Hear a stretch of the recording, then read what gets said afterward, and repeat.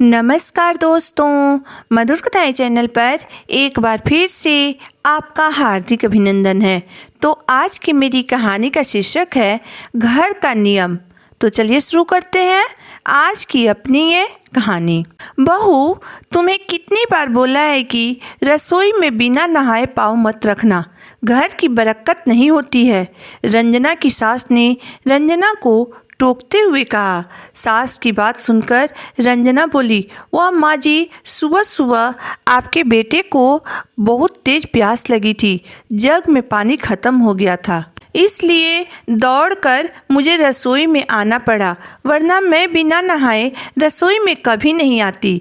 इतना सुनकर रंजना की सास व्यंग कसते हुए बोली, तुम मंगवा लेती ना किसी से, तुम्हें आने की क्या जरूरत थी। और हाँ, यह बहाने मेरे सामने मत बनाया करो। फिर वह मन ही मन बड़बड़ाने लगी। आजकल की बहुएं तो पहले टाइम से सोकर उठती नहीं है, फिर तरह तरह के बहाने बनाने लगती हैं। वहाँ से वह सीधा अपने बेटे दीपक के पास गई और उससे बोली, क्या बात है दीपक?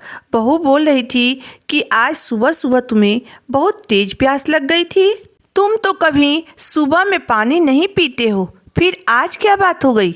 और यदि तुम्हें पानी पीना ही था तो तुम खुद रसोई से जाकर पानी ले आता। बहू को बिना नहाए रसोई में क्यों भेज दिया? अपनी माँ की बात सुनकर दीपक ने खींचते हुए कहा, अरे माँ, रोज तो रंजना नहा कर ही रसोई में जाती है। यदि आज एक दिन बिना नहाए रसोई में चली गई तो कौन सा पहाड़ टूट पड़ा जो तुम इतना चिल्ला रही हो? दीपक के इतना कहते ही रंजना की सासू माँ चिल्लाते हुए बोली, लो, बोल दिया जोड़ू का गुलाम। मजाल है जो इसकी बीवी के बारे में मैं कुछ भी बोल दूं और यह चुपचाप सुन ले। जनाब की पत्नी को कुछ भी बोल दो तो सिर पर सवार हो जाते हैं और तुरंत जवाब देना शुरू कर देते हैं। लेकिन एक नसीहत देती हूँ बेटा, बीवी को इतना सर पर मत चढ़ाओ, वरना बाद में बहुत पछताना पड़ेगा।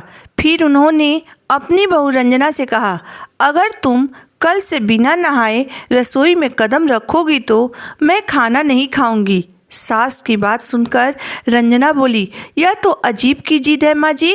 मुझे तो यह समझ में नहीं आता है कि यह सब कायदे कानून और नसीहत सिर्फ मेरे लिए ही क्यों है। आप अपने बेटे को तो बिना नहाए किचन में जाने से नहीं रोकती हैं।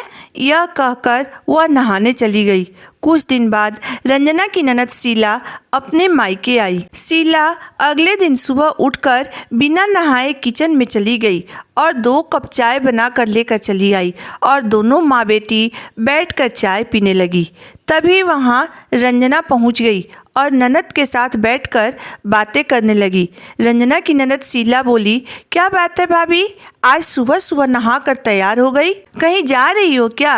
रंजना बोली, नहीं दीदी, रसोई में काम करना था इसलिए नहाना जरूरी था, वरना किचन में काम कैसे करती। यह सुनकर शीला बोली, आप बहुत अच्छा करती हैं भाभी कि सुबह सुबह ही नहा धोकर तैयार हो जाती हैं और घर की सारी जिम्मेदारियां संभालने लगती हैं। और हमें देखिए, हमें सुबह सुबह जब तक चाय नहीं मिलती हमारी आँख ही नहीं खुलती हैं। यह सुनकर रंजना हैरान होते हुए बोली, तो क्या आपने चाय बिना नहाए ही बनाई है? शीला बोली, और नहीं तो क्या भाभी, कौन सवेरे सवेरे नहाने लगे, अभी तो सारा दिन पड़ा है, आराम से नहाऊंगी। इतना सुनते ही रंजना अपने सास की तरफ देखते हुए बोली, माँ जी, अब चाय आपके गले से नीचे उतर गई क्या? यह तो वही बात हुआ ना कि दूसरों को नसीहत देने वाला एक दिन खुद ही फजीहत हो जाता है। अगर आप घर में कोई नियम कानून बना रही हैं तो वह सब पर लागू होना चाहिए। उस दिन बेवजह आपने मुझे और दीपक को 10 बातें सुना दी और जब आज आपकी बेटी की बात आई तो आप क्यों चुप हैं और मज़े से चाय की चुस्कियाँ ले रही हैं? माँ जी, रिश्ता हमेशा एक तरफ से नहीं निभाया जाता है, उसको निभाने के लिए दोनों पक्ष की ज़रूरत होती है। मैंने तो बहुत पहले ही आपको अपनी माँ का दर्जा दे दिया था, पर आप मुझे आज तक अपनी बेटी न बना सकी। माफ़ कीजिएगा माँ जी, आपके इस दोहरे व्यवहार ने सारे रिश्तों को मजाक बनाकर रख दिया है। अगर आपके लिए मैं बहू ही हूँ तो यही सही, लेकिन अब आप भी मेरी माँ बनने की कोशिश मत करिएगा। सास हैं तो सास बनकर ही रहिएगा, क्योंकि अब मुझसे किसी भी तरह का रिश्ते जोड़ने का दिखावा नहीं होगा। इतना कहकर रंजना अपने कमरे में चली गई। आज उसे रिश्तों की सच्चाई पता चल गई थी कि बेटी बेटी ही होती है और बहू बहू ही होती है। बहू लाख कोशिश करने के बावजूद भी कभी बेटी नहीं बन सकती है। दोस्तों, घर के नियम कानून सभी के लिए बराबर होता है और सभी को उसे मानना भी पड़ता है। सास अगर बहू को बेटी नहीं बना सकती है तो बहू भी सास को कभी भी अपनी माँ नहीं मानेगी। घर में बहू और बेटी के लिए अलग अलग नियम होते हैं। तो आज की मेरी कहानी यहीं तक थी। दोस्तों, इस कहानी को लेकर आपकी राय क्या है, आप मुझे ज़रूर बताइएगा। अगर आपको मेरी कहानी अंत तक पढ़ने और सुनने के बाद पसंद आई हो तो मेरे वीडियो को लाइक कर दीजिएगा, चैनल को सब्सक्राइब कर दीजिएगा। तो फिर मिलते हैं एक नई वीडियो, एक नई कहानी के साथ। तब तक के लिए धन्यवाद।